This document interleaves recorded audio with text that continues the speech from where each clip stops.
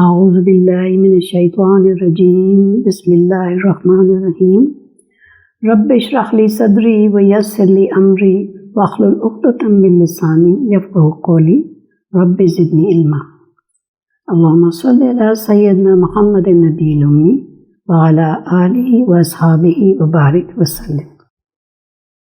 Today we're going to start with verse number 59 of Surah Al-Araaf, which is the 7th surah or chapter of the Quran. Bismillah ar-Rahman ar-Rahim. لَقَدْ أَرْسَلْنَا نُوحًا إِلَىٰ قَوْمِهِ فَقَالَ يَا قَوْمِ اعْبُدُوا اللَّهَ مَا لَكُم مِّنْ إِلَٰهٍ غَيْرُهُ إِنِّي أَخَافُ عَلَيْكُمْ عَذَابَ يَوْمٍ عَظِيمٍ.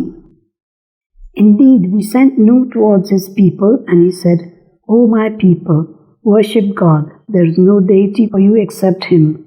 I am afraid that the punishment of the great day might come upon you. So from here begins the accounts of several prominent prophets who were known to the people of Arabia. They followed one another and were sent for the spiritual enlightenment of their nations and to rid them of all their immoral habits and corrupt ways. According to some estimates, approximately Prophet Nuh belonged to the 10th generation after Adam from his son Sheeth, and his time was approximately 3800 BC to 2850 BC. The fault of his nation was a total commitment to polytheism.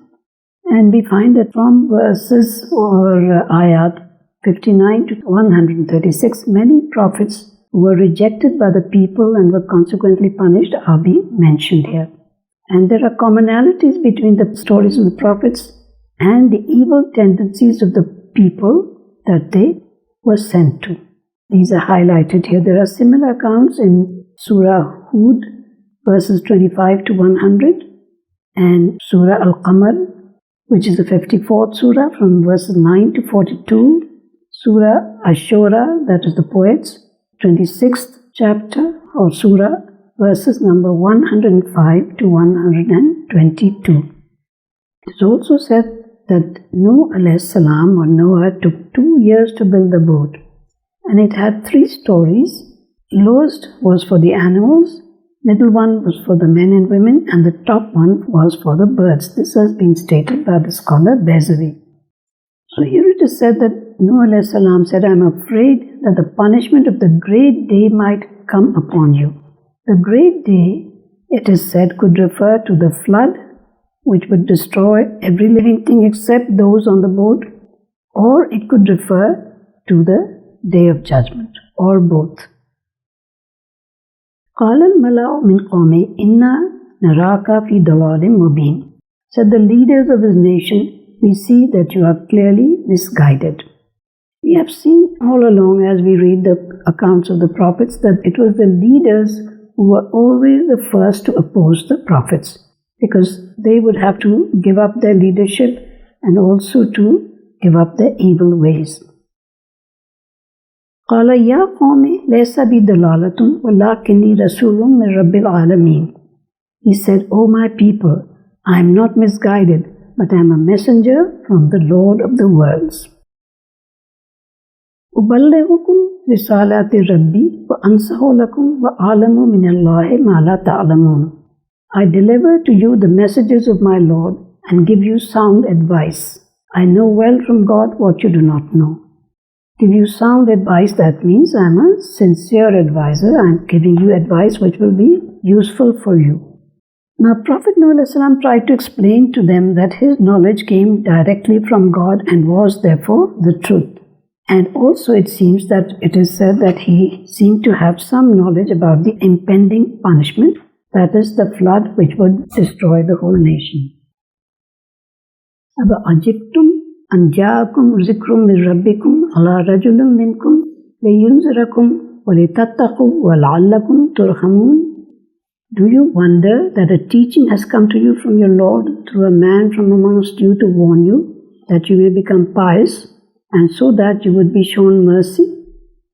A man from amongst you. This is because so often the prophets were told that you are just a man like us, and how come you are saying you have been sent as a prophet from God? This objection was raised against most of the prophets, even Prophet Muhammad sallallahu alaihi wasallam. Similarly, Hud alayhi salam was objected to in verse number 69, which we are going to read later.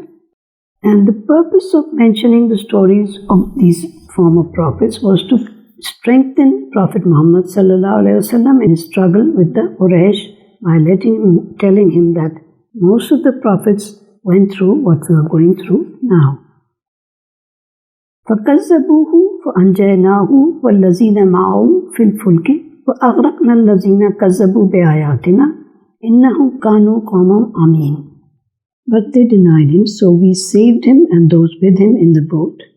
Nuh alayhi salam, along with his family members and followers, boarded the boat, and this included 3 sons and their 3 wives and 6 other believers, according to one account. And some other accounts give the number as 80 people, and there were 40 men and 40 women. And almost similar accounts are found in the Bible in the book of Genesis, chapter 7 and verse 9. And also we know that Nuh alayhi salam, one son and his wife were left behind because they did not want to join them.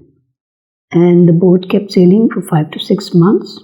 And being with him, here it is said, and those with him, being with Nuh alayhi salam was a sign that they believed in God and obeyed and followed the Prophet and were saved from punishment in this world and as well as in the hereafter.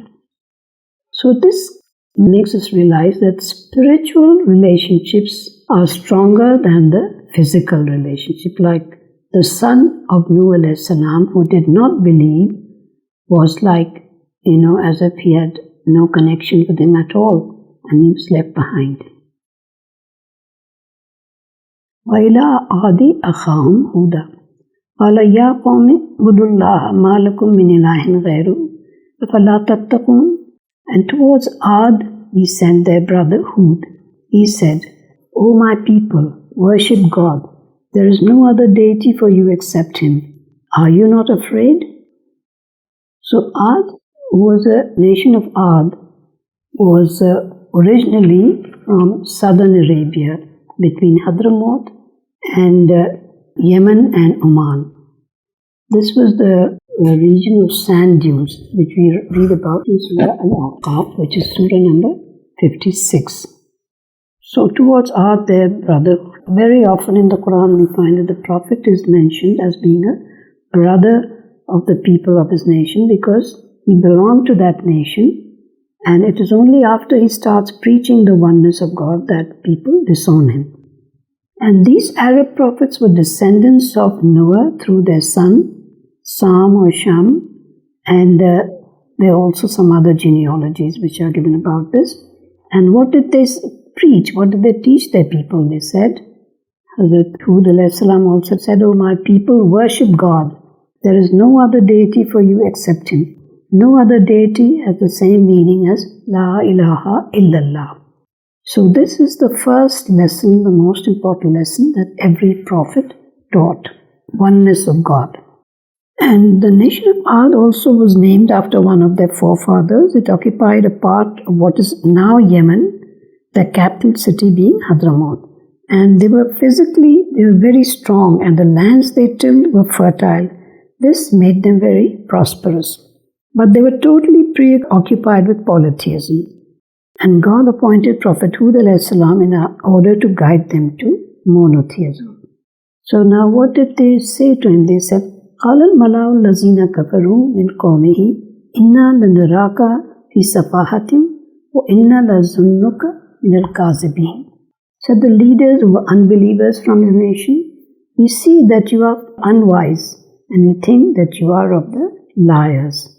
So you are unwise, that means you are very foolish. Why? Because he was asking them to give up their family idols, their long established tradition of worshipping the idols, and this had been done for generations. So they just could not think of going against this tradition. And we think that you are of the liars. And why did they call the prophets liars? Because they did not believe that this prophet who was claiming to be a prophet had been appointed by God. And they often said, why wasn't an angel sent as a prophet, or why did not an angel accompany him? قال يا قوم ليس بي سفاهة ولكني رسول من رب العالمين. He said, O my people, I am not unwise, but I am a messenger from the Lord of the worlds.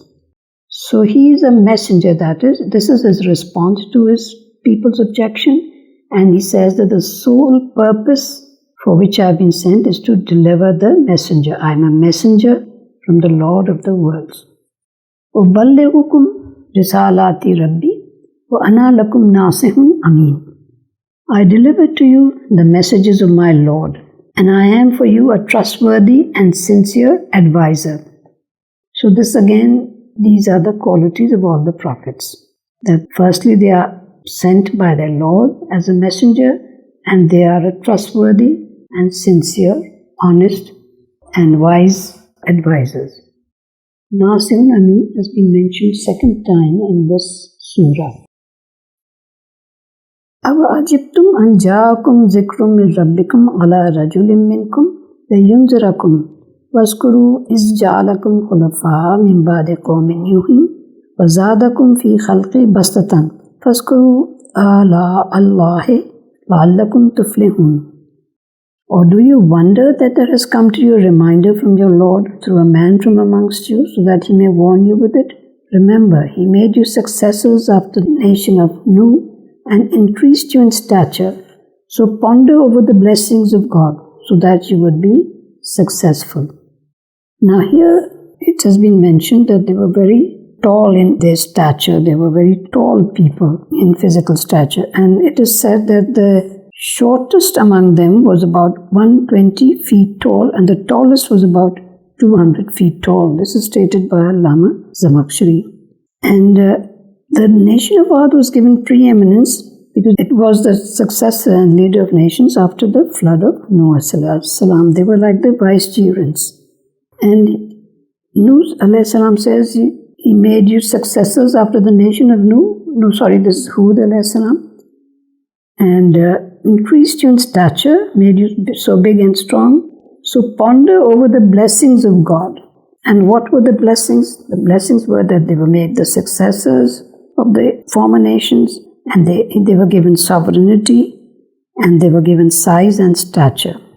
Now Hud salam was warning against polytheism and plus persecution of others. That means they were persecuting people who were not as strong as they were. And according to some commentators, they conquered large swaths of land because of their strength and their size. It is also said that there were some leaders among the Ad who were believers, but most people did not believe. قَالُوا أَجِئْتَنَا لِنَعْبُدَ اللَّهَ وَحْدَهُ وَنَذَرَ مَا كَانَ يَعْبُدُ آبَاؤُنَا فَأْتِنَا بِمَا تَعِدُنَا إِن كُنْتَ مِنَ الصَّادِقِينَ.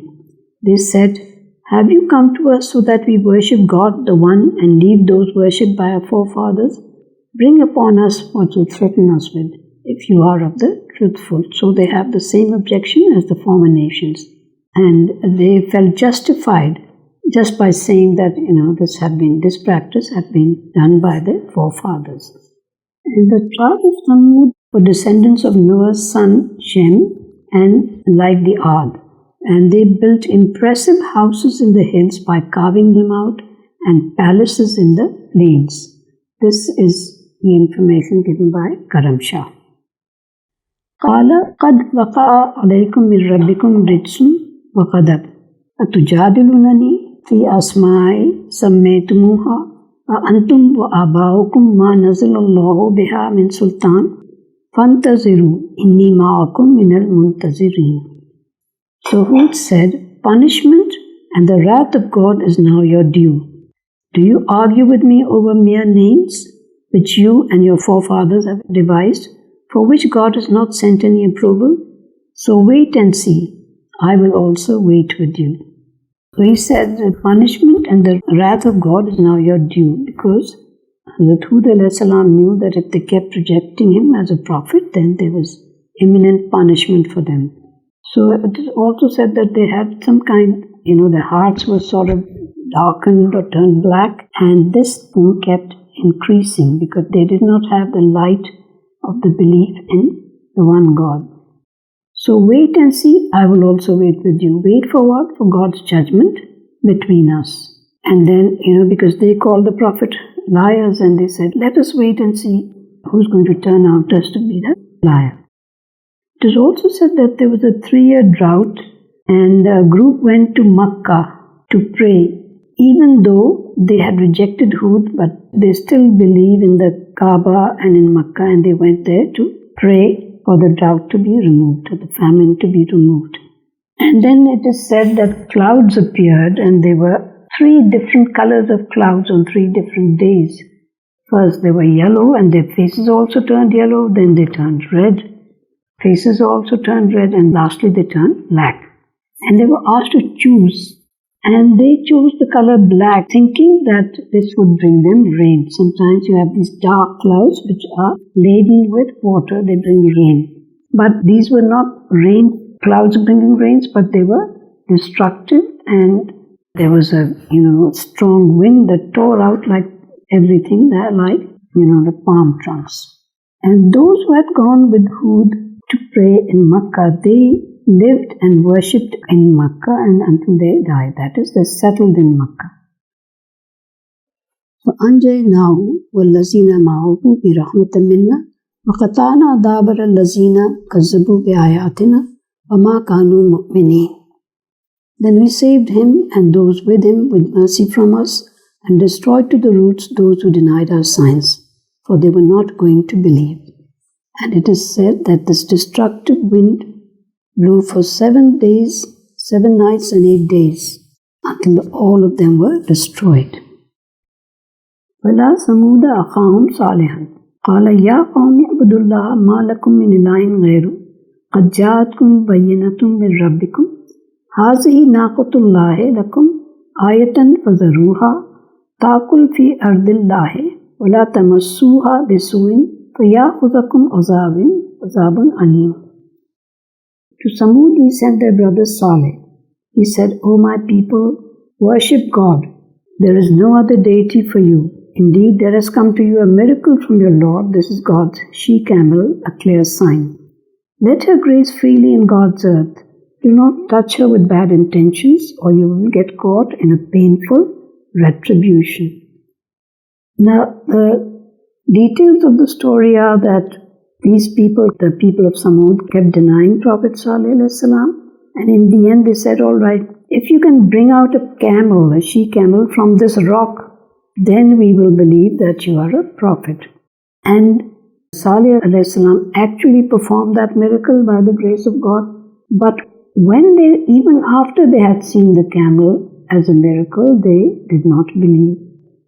And then there's certain other things which happened in the meantime, that they were asked to let her graze freely in God's earth. That is, one day was appointed for her where she-camel would graze anywhere she wanted to, and the next day would be for the animals of the nation.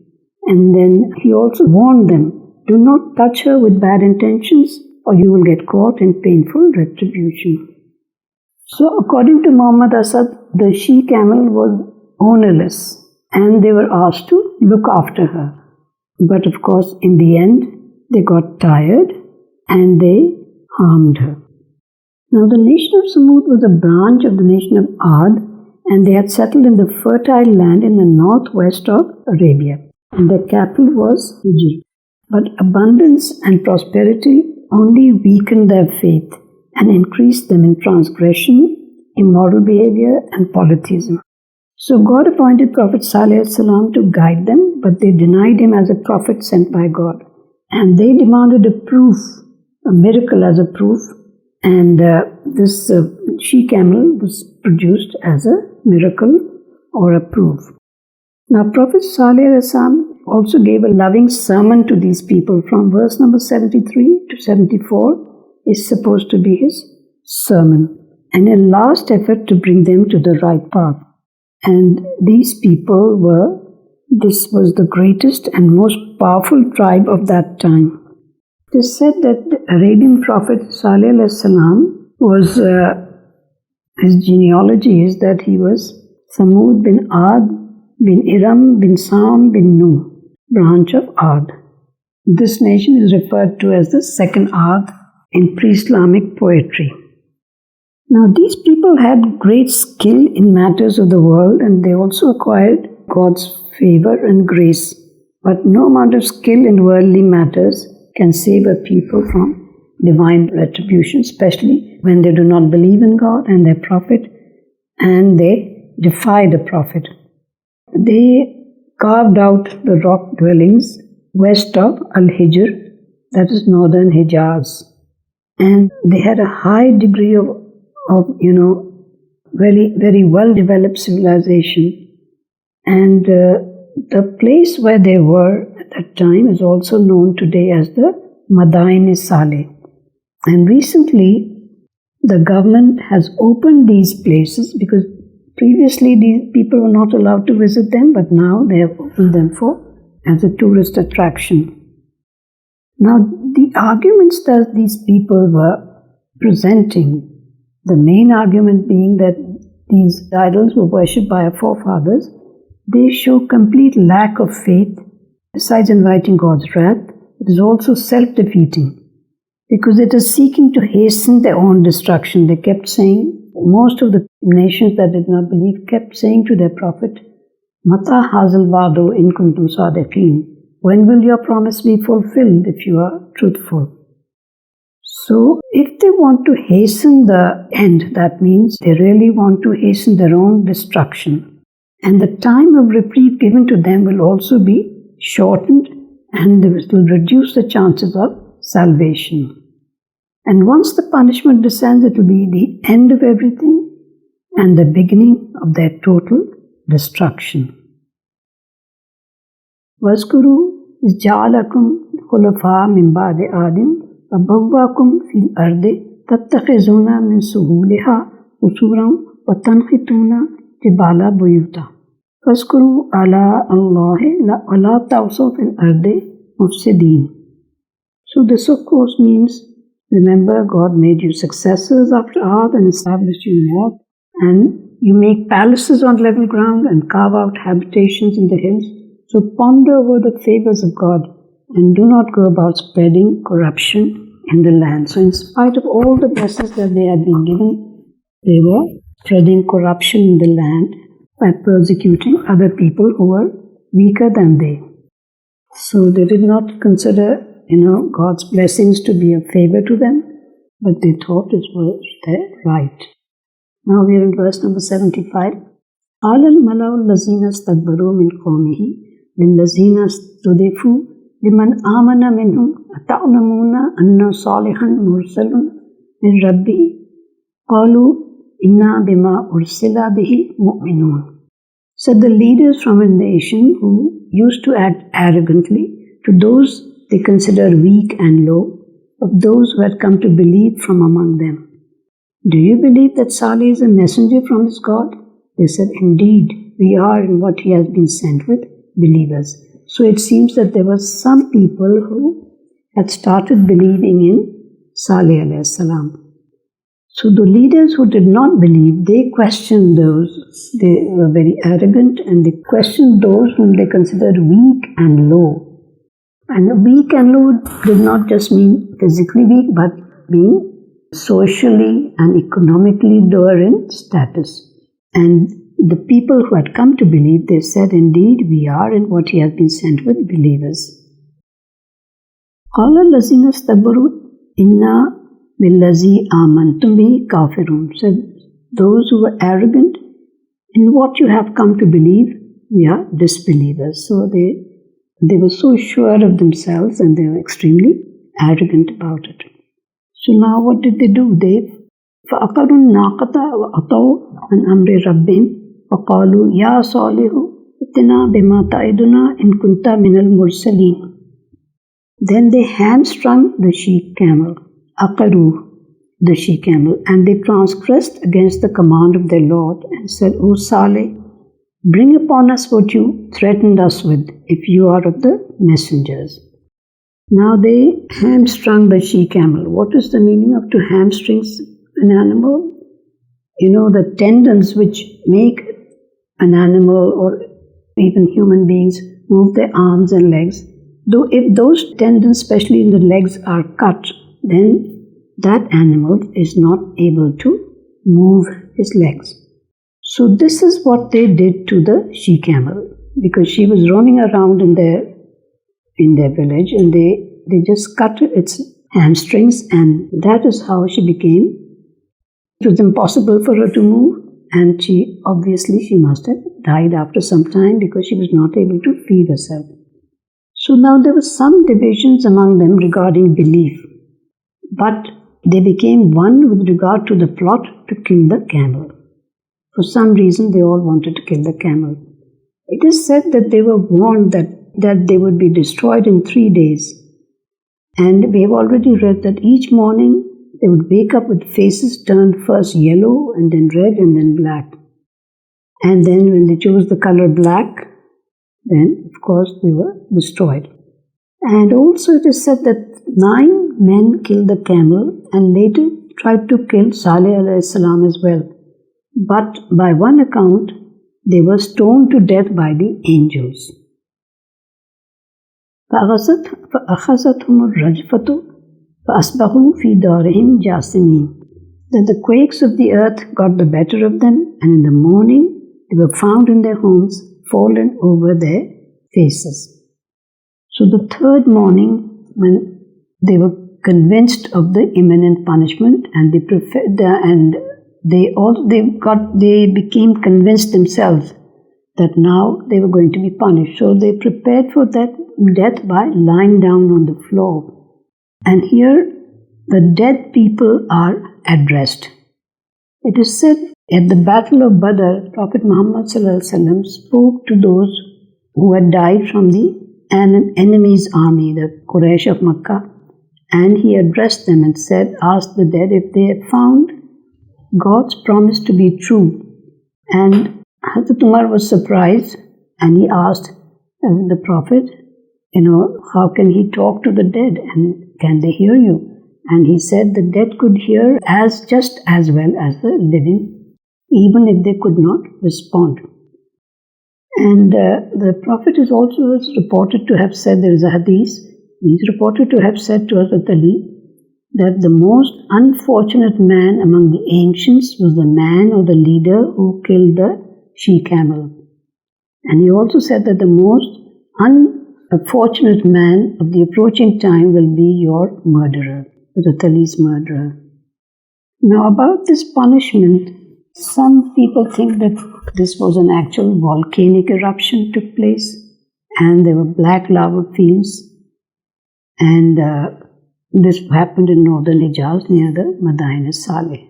This is mentioned by Sanaullah Panipati and by Mazari. فَتَوَلَّى عَنْهُمْ وَقَالَ يَا قَوْمِ لَقَدْ أَبْلَغْتُكُمْ رِسَالَاتُ رَبِّي وَنَصَحْتُ لَكُمْ وَلَكِنْ لَا تُحِبُّونَ النَّاصِحِينَ. He turned away from them and said, O my people, indeed I have delivered to you my message, the message of my Lord, and I have advised you sincerely, but you do not like sincere advisers. So he was feeling very sad that his nation had come to such a bad end, and he was feeling sad that he could not persuade his nation to come to believe.